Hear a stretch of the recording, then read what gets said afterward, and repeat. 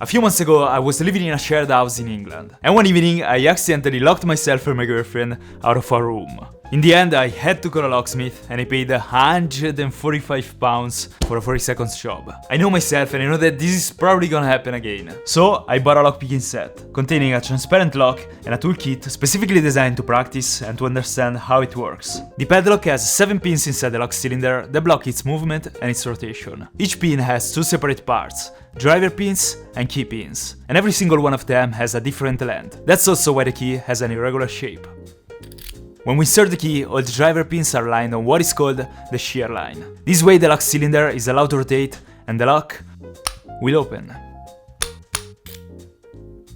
Following the instructions included in the kit, we need to insert this torque wrench tool into this empty slot, and then we apply a torque force along the natural rotation direction of the lock cylinder. At this point we insert the pick, and we try to align the pins on the shear line. Applying rotating pressure will keep the pins in the correct position after we push them up. If we don't do that, they will just immediately go back to the original position once we move to the next pin with the lock tool. When all the pins are lined up, the lock cylinder is allowed to be turned and we can finally open the lock. The first time it took me about 40 seconds to open it, but now after a bit of practice it takes me literally 2 seconds.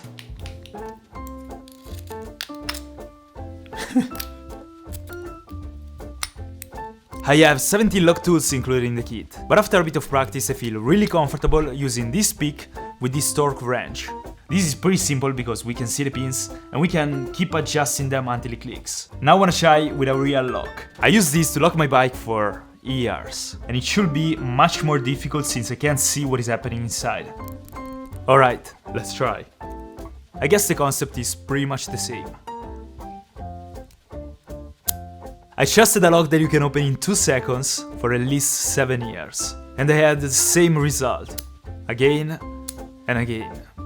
Nobody ever stole my bike, but I guess I've been lucky. I was getting pretty confident opening the locks, so I decided to try with a real door lock.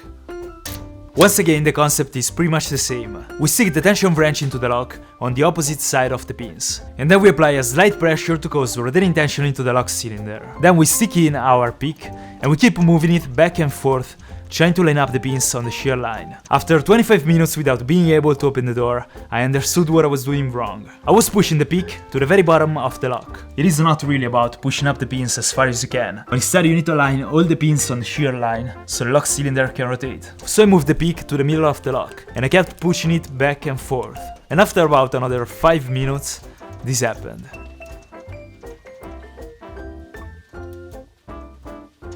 Yes! Yes! Yes! After opening the door for the first time, I got pretty fast at this. I've been able to unlock this door a few times in under 10 seconds, and my personal best time is 5 seconds. The only problem is that when I locked myself out of my room a few months ago, I didn't have a lockpicking set. So I tried to find another solution to apply the same unlocking concept, but with something that you can easily find at home.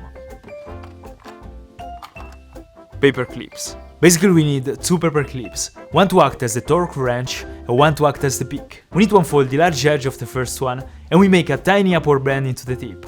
This one is gonna act as the pick. Then we take out both bends in the second paperclip until we get just a straight wire with a curve in the end. And this is our torque wrench. And now we just have to see if these work. I tried first with the transparent lock. Obviously this way it's much harder than with the lock tool, mainly because the paperclips tend to bend if you apply too much pressure. But anyways, after a few minutes, I got it. Yes! Yes, it works! But maybe that was just a fluke, so I tried again. Then it was time for the normal lock. This time the paperclips were bending even more, so I decided to modify my torque wrench. And finally, a few minutes later... Yes!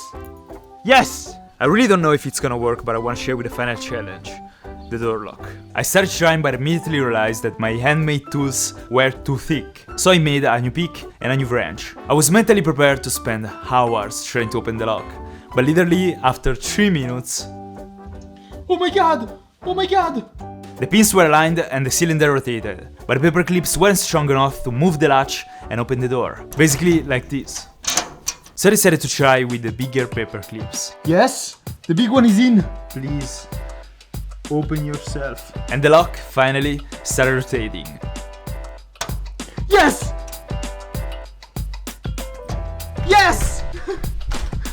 Let's go! I guess I'll put 2 paperclips in my wallet, and the next time I close myself out of my room, I know what to do. See you next week.